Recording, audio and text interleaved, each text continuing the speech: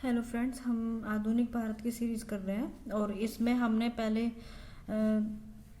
जो मराठा शुरू किए हुए हैं तो शिवाजी देख लेते हैं। शिवाजी के बाद फिर हमने पेशवाओं का इतिहास पढ़ा था और जो सेकंड पार्ट में पढ़ा था।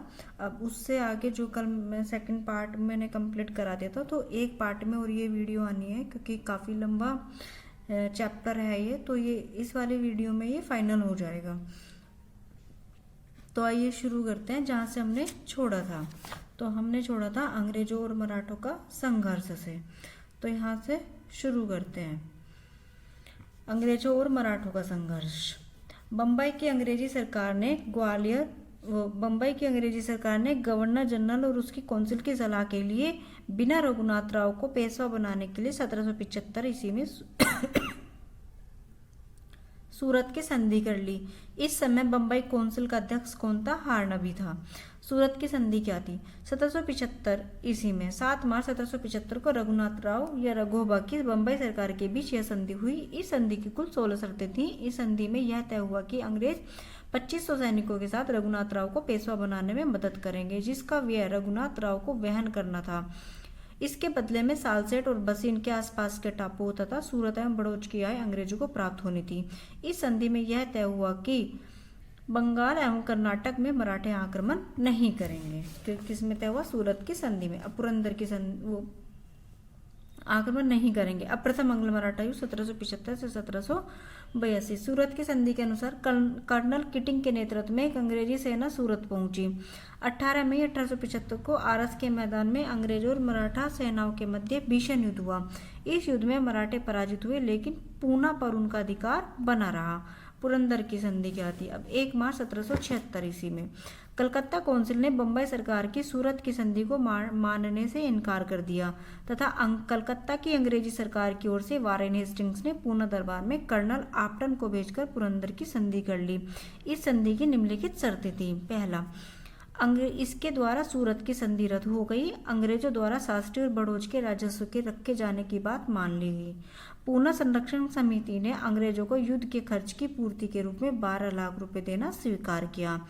अंग्रेजों ने रघोबा के पक्ष को छोड़ दिया। रघोबा का पेशवा की सरकार से 25,000 रुपये मासिक पेंशन लेकर गुजरात के कोपर गांव नामक स्थान में रहना तय हुआ।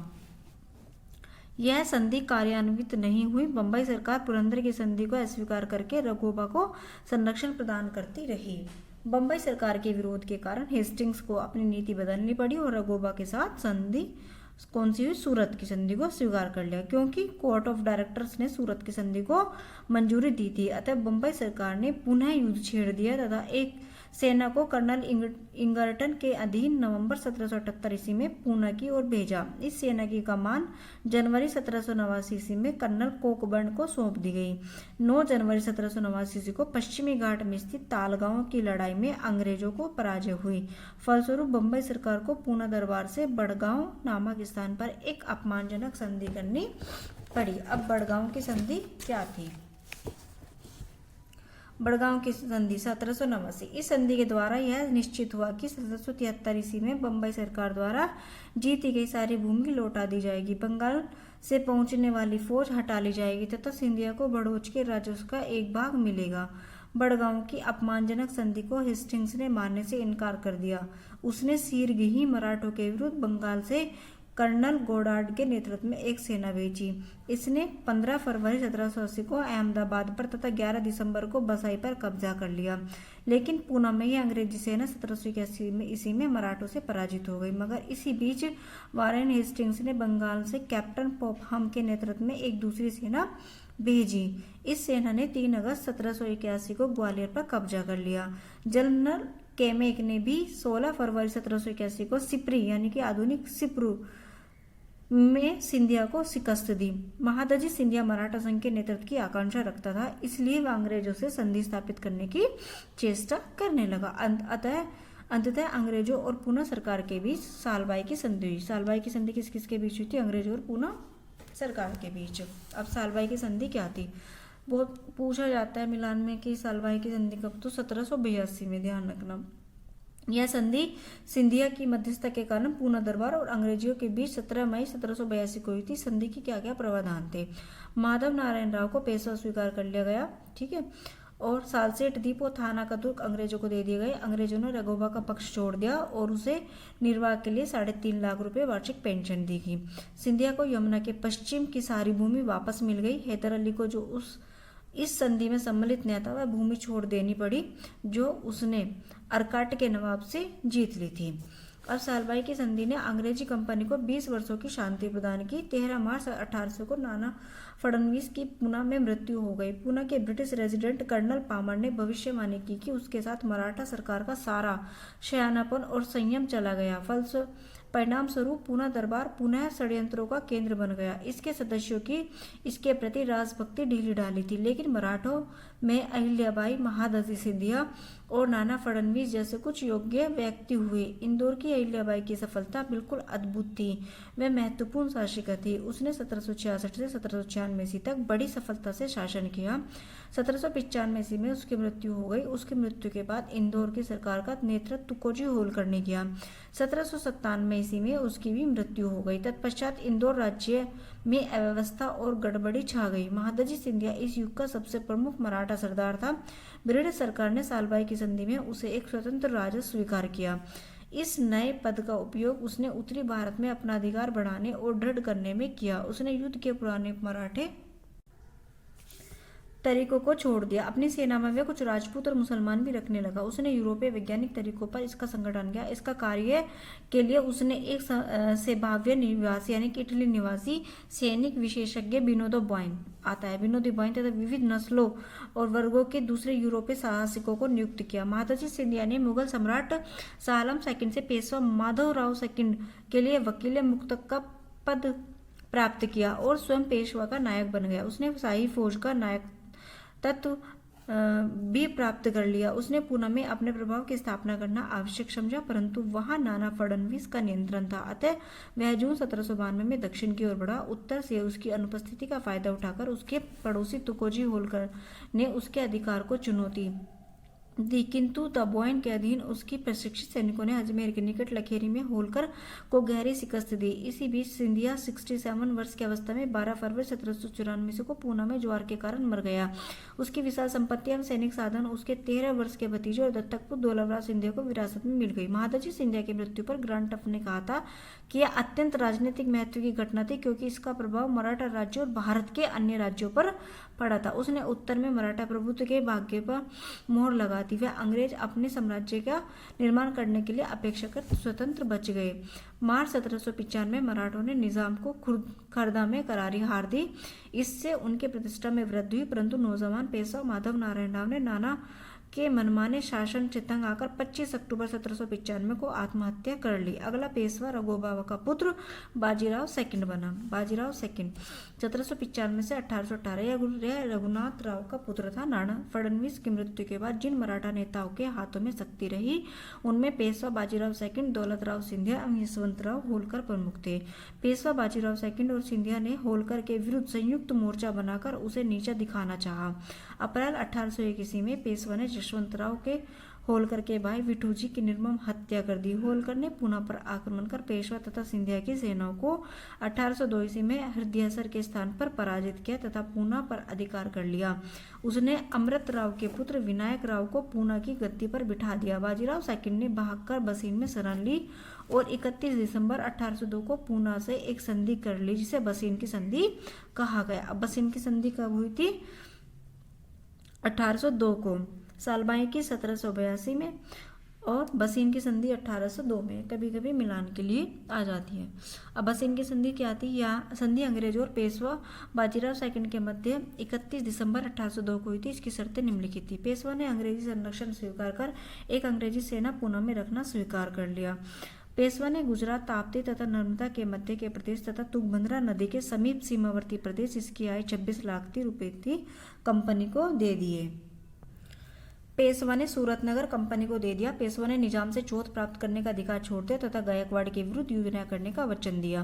पेशवा ने अंग्रेजों के शत्रु किसी भी यूरोपीय को न रखना स्वीकार किया तथा दूसरे राज्यों से अपने संबंधों को अंग्रेजों के नियंत्रण में दे दिया। इस प्रकार उसने रक्षा के मूल्य के रूप में स्वतंत्रता का बलिदान कर दिया। बसई या बसीन की संधि भारत में ब्रिटिश प्रधानता के इतिहास में एक महत्वपूर्ण सीमा चिन्ह है। डीन हर्टन ने लिखा है कि यह निर्विवाद रूप से ऐसा कदम था जिसने उस भित्ति को बदल दिया था जिस पर हम लोग पश्चिमी भारत में खड़े थे। उसने एक ही क्षण में अंग्रेज उत्तरदायित्व को तिगुना कर दिया था। ओवन ने लिखा है कि इस संधि ने अपने प्रत्यक्ष और परोक्ष कामों द्वारा कंपनी को भारत का साम्राज्य दे दिया था।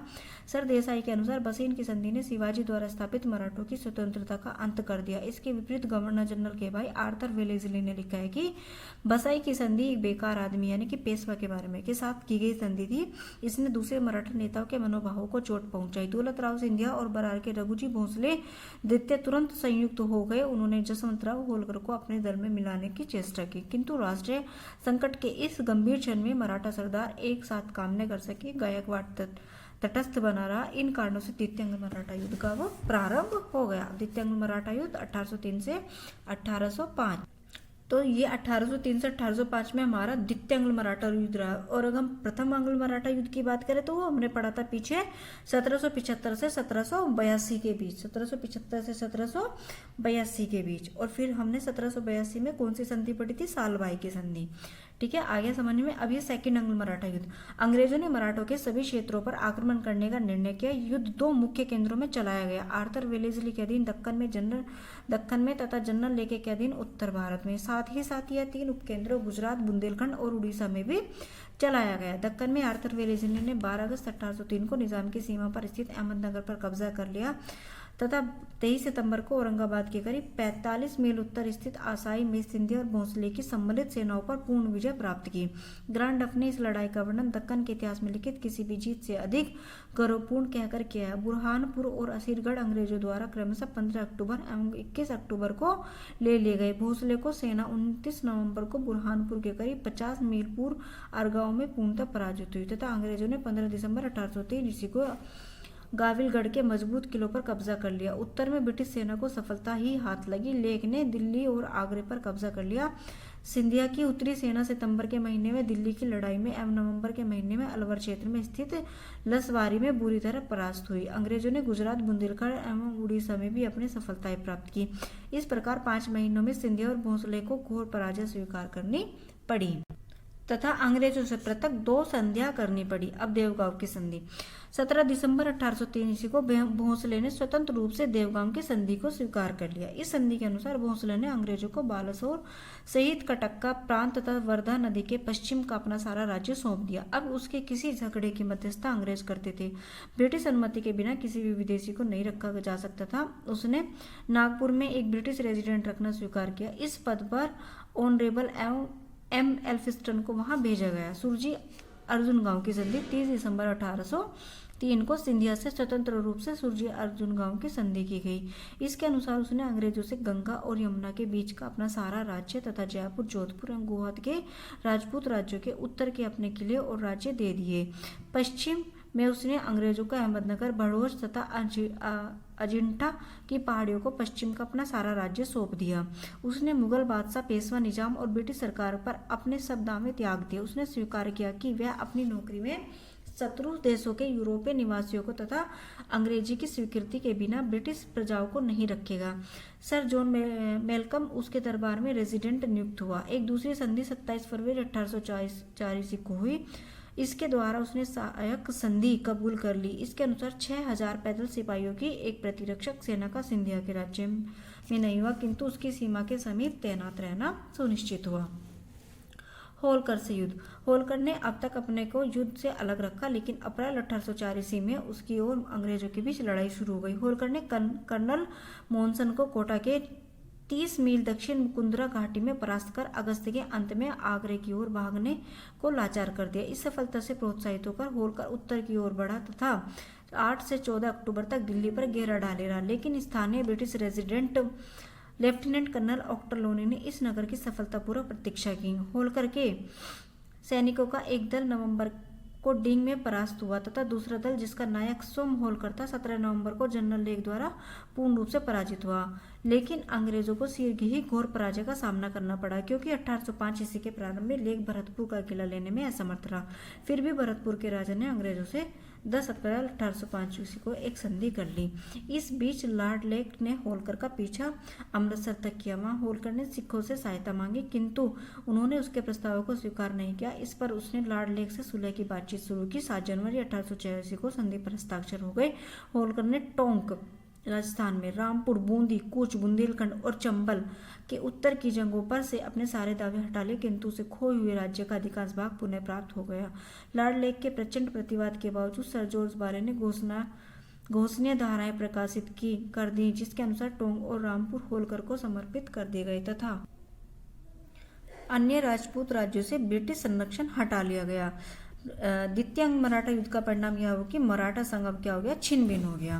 द्वितीय अंग मराठा युद्ध 1817 से 1818।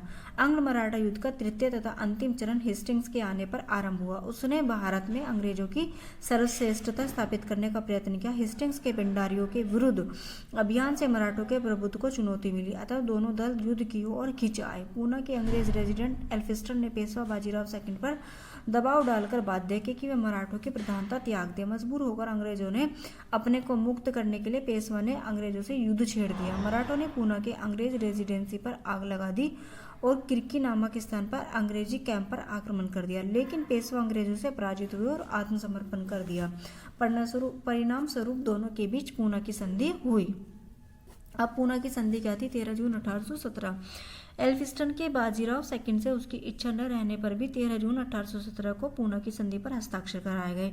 इस संधि से पेशवा को मराठा संघ का प्रधानता छोड़ देनी पड़ी। उसने गायकवाड़ पर अपने दावों को 4 लाख रुपए में परिवर्तित कर लेना पड़ा तथा उससे आगे मांग न करने की प्रतिज्ञा करनी पड़ी। उसने अंग्रेजों को कोंकण तथा कुछ महत्वपूर्ण किले समर्पित कर देने पड़े। दौलतराव सिंधिया भी अंग्रेजों के द्वारा 5 नवंबर 1817 को ग्वालियर की संधि पर हस्ताक्षर करने का विवश किया। इसके द्वारा उसने पिंडारियों को दबाने में अंग्रेजों से सहयोग करने की प्रतिज्ञा की तथा कंपनी को चंबल के पार राज्यों से संबंध स्थापित करने की पूरी स्वतंत्रता दे दी। नागपुर के भोसले ने इसके पूर्व ही 27 मई 1816 को अंग्रेजों से सहायक मित्रता की एक संधि पर हस्ताक्षर किए। होल्कर 6 जनवरी 1818 ईस्वी को मंदसौर की संधि पर हस्ताक्षर करने को विवश किया गया। इसके अनुसार उसने राजपूत राज्यों पर सभी दावे छोड़ दिए। नर्मदा के दक्षिण के सभी जिले अंग्रेजों को सौंप दिए। इस राज्य के भीतर एक सहायक सेना रखना स्वीकार किया गया। अपने वैदेशिक संबंध अंग्रेजों के अधीन कर दिए गए तथा धन लोलुप सेनानायक अमीर खां को टोंक का नवाब मान लिया गया। अब इंदौर में एक स्थायी ब्रिटिश रेजिडेंट रहने लगा। जहां तक पेशवा की बात है, किरकी में अपनी पराजय के बाद उसने अंग्रेजों से 2 लड़ाइयां लड़ी। पहली 1 जनवरी 1818 और दूसरी कोरागांव में तथा दूसरी 20 फरवरी 1800 अंटी में। वह दोनों में पराजित हुआ। दूसरी लड़ाई में उसका योग्य सेनापति गोरवले मारा गया। बाजीराव सेकंड ने अंत में 3 जून 1818 को सर जॉन मेलकम के समक्ष आत्मसमर्पण कर दिया। बाजीराव सेकंड को 8 लाख रुपए वार्षिक पेंशन पर कानपुर के समीप बिठूर में अपने अंतिम दिन बिताने की आज्ञा दी। उसका राज्य ब्रिटिश नियंत्रण में ले लिया गया। पेशवा के राज्य से सतारा का छोटा राज्य निकालकर प्रताप सिंह को दिया गया जो शिवाजी का सीधा वंशज तथा मराठा साम्राज्य का औपचारिक प्रधान था। मराठा साम्राज्य के अंतिम छत्रपति शहाजी अप्पा साहेब हुए। नेक्स्ट पॉइंट है मराठों के पतन के कारण। मराठों की मुगल साम्राज्य के खंडहर पर अपनी राजनीतिक प्रभुत्व कायम करने की अंतिम चेष्टा विफल हो गई। मराठा साम्राज्य शिवाजी महान की प्रतिभा और सैनिक योग्यता के कारण अस्तित्व में आया था। ह्रास के एक छोटे से काल के वे बाजीराव प्रथम द्वारा पुनर्जीवित किया गया। करीब 40 वर्षों तक यह राजनीतिक प्रभुत्व के लिए अंग्रेजों से स्पर्धा करता था, परंतु बाद में उसी मराठा साम्राज्य की इमारत एकाएक गिर पड़ी। यह मुख्यतः मराठा राज्य की प्रकृति की कुछ अंतर्वर्ती त्रुटियों के कारण हुआ जो 18वीं सदी में विशेष तौर पर परिलक्षित हुई। यद्यपि अन्य तत्व भी यह है कि उनके इसके पतन में योगदान दिया। अयोग्य नेतृत्व। उत्तरकालीन मराठों में उत्तम नेतृत्व का पूर्णतः अभाव था।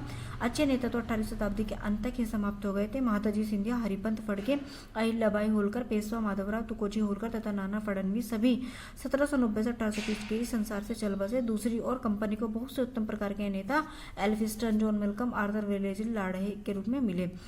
फिर मराठा राज्य के स्वाभाविक दोष, कुछ स्वाभाविक दोष जैसे सरजदुना सरकार के अनुसार मराठा राज्य में कुछ स्वाभाविक दोष थे। उन्हें किसी भी समय सामुदायिक विकास, विद्या प्रसार अथवा जनता के एकीकरण के लिए कोई प्रयत्न नहीं किया। मराठा राज्य के लोगों की एकता कृत्रिम तथा आकस्मिक थी अथवा अनिश्चित धार्मिक राष्ट्र की भावना जिसने मुगल साम्राज्य के विघटन में विशेष भूमिका निभाई वह मराठा राज्य के प्रसार में समाप्त हो गई। ये स्वाभाविक दोष यूरोपीय लोगों से टकराने में विशेष रूप से उजागर हुए। एक आर्थिक स्थिति का नीति का प्रभाव देख सकते हैं। फिर मराठों की घटिया सैनिक प्रणाली भी रही। 18वीं सदी में मराठों ने अपनी युद्ध की पुरानी गुरिल्ला नीति छोड़ दी, किंतु महादजी सिंधिया और नाना फडणवीस तक के समय वे पश्चिम की वैज्ञानिक पद्धतियों पर संगठित एक सैनिक प्रणाली का विकास, इसके विपरीत मतलब मराठा की पराजय तो होनी थी। फिर पेशवाओं के अंतर्गत मराठा प्रशासन कैसा था? पेशवाओं के काल में शिवाजी जैसी व्यवस्थित शासन प्रणाली एवं केंद्रीकृत प्रशासनिक व्यवस्था का अभाव दिखाई पड़ता है। शिवाजी के विपरीत प्रशासन में सामंती व्यवस्था का रूप परिलक्षित होता है। यह प्रशासन एक ढीला ढाला राज्य संघ था। इसमें विभिन्न वर्गों में निम्नलिखित थी, जैसे कि छत्रपति। पेशवाओं के काल में मराठा साम्राज्य का नाम मात्र का प्रमुख छत्रपति था जो शिवाजी का वंशज था। सैद्धांतिक रूप से यह समस्त प्रमुख अधिकारियों की नियुक्ति करता था, लेकिन व्यवहारिक रूप से इन अधिकारियों का उपयोग पेशवा ही करता था और छत्रपति सतारा के किले में कैदी की भांति जीवन बिताता था, परंतु सार्वजनिक रूप से उसका सामना किया जाता था। फिर पेशवा मूलतः शिवाजी गठित अष्टप्रधान के 8 मंत्रियों में सर्वप्रमुख था। पेशवा पद, इस अष्टप्रधान का विघटन संभाजी के काल में हो गया था। राजा राम ने 1698 ईस्वी में एक नया पद प्रतिनिधि का सृजन किया था, जो इसके बाद दूसरा स्थान था पेशवाओं के बाद। साहू के शासनकाल में पेशवा का पद फिर अनुवांशिक हो गया था। क्वेश्चन आता है किसके शासनकाल में? साहू के। 1750 में संगोला की संधि हुई। संगोला की संधि 1750 में छत्रपति द्वारा पेशवा को सत्ता हस्तांतरण का कार्य पूरा हो गया। फिर पेशवा का सचिवालय, पेशवा के प्रशासन का केंद्र बिंदु पुणे में स्थित उसका सचिवालय था, जिसे हजूर दफ्तर कहा गया। इसमें अनेक विभाग एवं कर्मचारी हुआ करते थे। इसमें सबसे महत्वपूर्ण विभाग अल्बेरिस दफ्तर तथा चातले दफ्तर होते थे। प्रथम सभी प्रकार के लेखों से संबंधित तथा पूना में स्थित इस दूसरे में आय व्यय का ब्यौरा रखा जाता था। चातले दफ्तर सीधा फडणवीस के अधीन होता था। नाना फडणवीस ने हजूर दफ्तर की कार्यप्रणाली में बहुत से सुधार किए। फिर मराठा सरदार, पेशवा के काल में मराठा सरदारों का भी प्रभुत्व हुआ स्वतंत्र रूप से, जैसे कि गायकवाड़, होलकर, सिंधिया, है ना, इस तरीके से। जो आंतरिक प्रशासन में पेशवा का हस्तक्षेप नहीं होता था वहां पर ये लोग काम करते थे। मराठा सरदारों को अपनी जागीरदार बदलने में सेना की व्यवस्था तथा सैनिक सेवा प्रदान करना पड़ता था। फिर प्रांतीय तथा जिला प्रशासन कैसा था? प्रांतीय इकाइयों को इंगित करने के लिए विभिन्न प्रकार के शब्दों को मनमाने ढंग से प्रयोग किया जाता था, जैसे सूबा, सरकार, परगना, तरफ आदि। प्राय सूबे को प्रांत कहते थे तथा तरफ अथवा परगने को महल भी कहते थे। खान देश, गुजरात तथा कर्नाटक जैसे बड़े बड़े प्रांत सर सूबेदारों के अधीन होते थे। कर्नाटक का सर सूबेदार अपने मामलतदार स्वयं नियुक्त करता था, परंतु खानदेश के सर सूबेदार को केवल अधीक्षण का ही अधिकार था तथा उसके अधीनस्थ मामलतदार सीधे केंद्रीय दफ्तर को अपना ब्यौरा देते थे। सर सूबेदार के अधीन एक मामलतदार होता था जिस पर मंडल, जिले, सरकार, सूबे इत्यादि का कार्यभार होता था। मामलतदार तथा कामविसदार दोनों ही जिले में पेशवा के प्रतिनिधि होते थे। वे सभी प्रकार के कार्यों की देखभाल करते थे। ग्रामों में कर निर्धारण मामलतदार स्थानीय पटेलों के परामर्श से करता था। देशमुख तथा देशपांडे अन्य जिला अधिकारी थे जो मामलतदार पर एक नियंत्रण के रूप में कार्य करते थे। उनकी पुष्टि के बिना कोई लेखा स्वीकार्य नहीं किया जाता था। दरखदार एक वंशानुगत अधिकारी था और यह मामलतदार पर नियंत्रक के रूप में कार्य करता था। इस प्रकार प्रत्येक जिले में कारकुन भी होता था जो विशेष घटनाओं की सूचना सीधे केंद्रों को देता था। इससे छोटे प्रशासकीय भागों, महल अथवा तरफ का प्रशासन भी जिलों की भांति ही था। महल में मुख्य कार्यकर्ता हवलदार होता था तथा मजूमदार और फडणवीस उसकी सहायता करते थे। स्थानीय तथा ग्राम प्रशासन कैसा था? ग्राम का मुख्य अधिकारी पटेल अथवा पाटिल होता था जो कर संबंधी न्यायिक तथा अन्य प्रशासनिक कार्य करता था। यह ग्राम तथा पेशवा के अधिकारियों के बीच की कड़ी था। इसका पद वंशानुगत था। इसका कार्य क्रय विक्रय एवं आंशिक हस्तांतरण का हो सकता था। इस अवस्था में ग्राम में एक से अधिक पटेल हो सकते थे। पटेलों को सरकार से वेतन नहीं मिलता था। वे एकत्रित कर का छोटा सा भाग अपने पास रख लेते थे। पटेल के नीचे कुलकर्णी होता था जो ग्राम की भूमि भूमिका लेकर रखता था। कुलकर्णी के नीचे चौगुल होते थे जो पटेल की सहायता करता था तथा कुलकर्णी के लेखे की देखभाल करता था। सिक्कों के निर्धारित भार और धातु की शुद्धता की जांच करता था। इसके अतिरिक्त ग्रामों में 12 बलूटे अथवा शिल्पी होते थे जो ग्राम की विभिन्न सेवाएं किया करते थे, जिनके बदले उन्हें अन्न मिलता था। कुछ ग्रामों में 12 बलूटे के अतिरिक्त 12 अलूटे होते थे जो सेवक के रूप में काम करते थे। नगर प्रशासन, कोतवाल नगर का मुख्य शासक होता था। वह नगर का मुख्य दंडाधिकारी तथा पुलिस का मुखिया होता था। न्याय प्रणाली, न्याय के लिए ग्राम में पटेल, जिले में मामलतदार, सूबे में सरसूबेदार तथा अंत में सतारा का राजा होता था।